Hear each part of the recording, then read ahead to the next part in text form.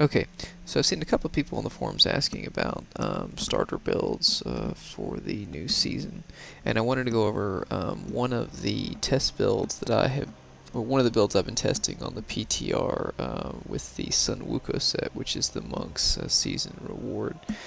This video is going to be, the intro is going to go over the build, the gear, for the optimized set, and then kind of how you'll be playing it right when you hit level 70. The skills are in the upper left hand corner up there with the passives and the what I have in the cube. And then at the end I'll go over a little bit of a gameplay video if you're interested. Otherwise, you can skip out after the intro.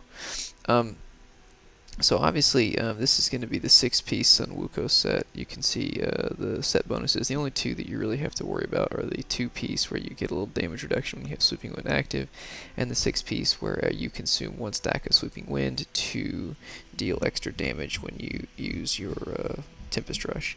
And this is a Tempest Rush focus build. It's very similar to the Legacy of Nightmares build that I used, that I posted a short video on before. So anyways, when you hit level 70, you're going to have all 6 pieces of your Sunwuko set. So helm, shoulders, gloves, chest, pants, and then amulet. And then probably what I imagine people are going to do is they're going to be out farming bounties. And then once I imagine as you're farming bounties, eventually you'll get a Ring of Royal Grandeur, which is going to give you the option to kind of drop a piece of your Sunwuko set.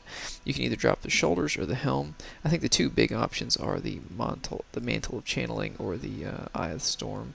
Eye of the Storm is definitely the DPS way to go. I personally like mantle a little bit better, because it gives you a little bit of damage mitigation, which is useful for this build, and it also is a small damage bonus, damage buff.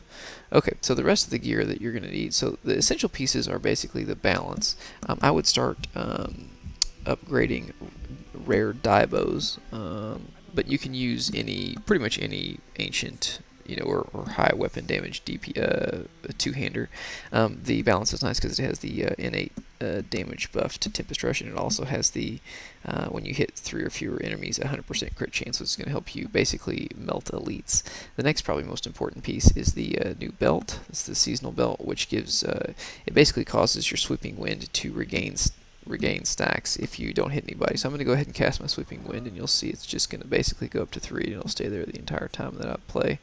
The next, which I'll probably do, is I'll start spending shards on this after I get my belt, is the Caesar's Memento. It's the damage buff bracers when you blind, freeze, or stun your enemies.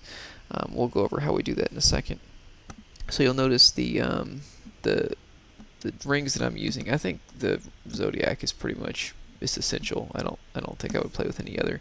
And then the other 2 rings, you've got Ring of Royal Grandeur, which is nice because it frees you up to use some extra spots. If you didn't want to use the ring, you could probably just go back to the 6-piece set and then probably use something like Convention there. You could use Unity as well. Another option, and what I have done, is I have cubed the Avarice band, which is nice for gold find, and it's going to make it a lot easier to farm gold. Probably in a perfect world, if you're using the setup that I have, you'd put the Ring of Royal Grandeur here and Avarice here, because you could roll better stats that way. But this is just kind of all I had. There are, like I said, a couple of options and things you could do. Obviously, again, in the cube, I've got movement speed bracers here. There are some other things that you could use as you're leveling up, though.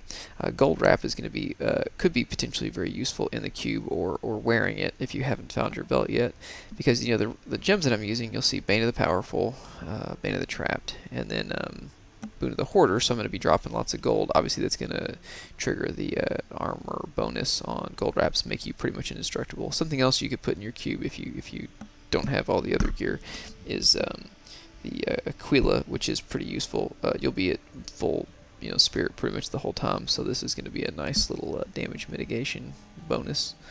That's pretty much it. We'll look at the skills. They're up in the upper left-hand corner, but really quickly we have this is your main damage dealer, is your Tempest Rush. It's lightning, so you want lightning on your bracers. You're probably never going to use Mystic Ally, Air Ally, because it's just passive spirit regen, as is Sweeping Winds. It's just passive spirit regen. the Mantra of Conviction and Annihilation is just movement speed, and so these other two here are basically where you're going to get all your chance to stun. So every time you move 10 yards with Epiphany Ascendance, you're going to stun an enemy, which we'll see we trigger a lot during the run. And then, when you have Ingium up, you're going to be able to just kind of constantly blind enemies, or I'm sorry, you'll be constantly be able to blind them to trigger your Caesar Memento bracers. Another option for what you could do here is you could do Breath of Heaven, Zephyr. There's a little bit of flexibility here. That's the movement speed rune, which would be nice if you're farming like actual bounties. So that's another option, something that you could use. And that's pretty much it. I'm going to go ahead and jump into a Rift so you can see it in action. This is, again, the T10 setup. This is certainly T6 capable, and I think, you can push into the, probably into the 70s with this build, with a variation of it at least. You're going to want to probably use the Cold Rune Flurry if that's the case. You won't be... you won't be using the lightning setup, but it's very similar gear. So this is how it plays. It's pretty straightforward.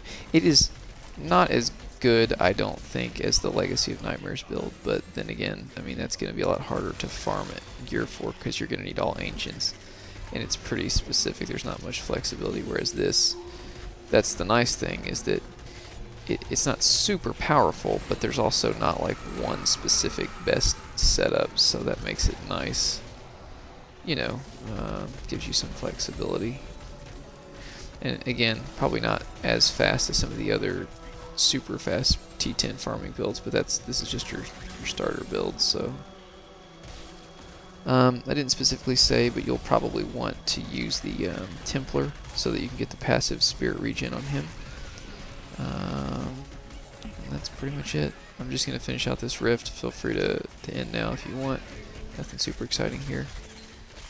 Hopefully I'll get to the...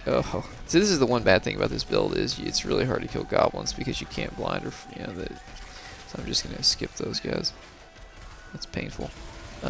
It is honestly a little hard to kill those just because you can't... They're immune to all those CC, effects. So it means you can't trigger your Caesar Memento.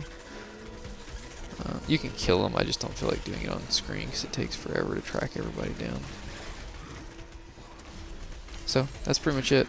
I'll finish this run out, and then good luck to everybody as the season starts. I'm not sure if I'm going to play a monk. I probably will end up. I say I won't. I probably will, but...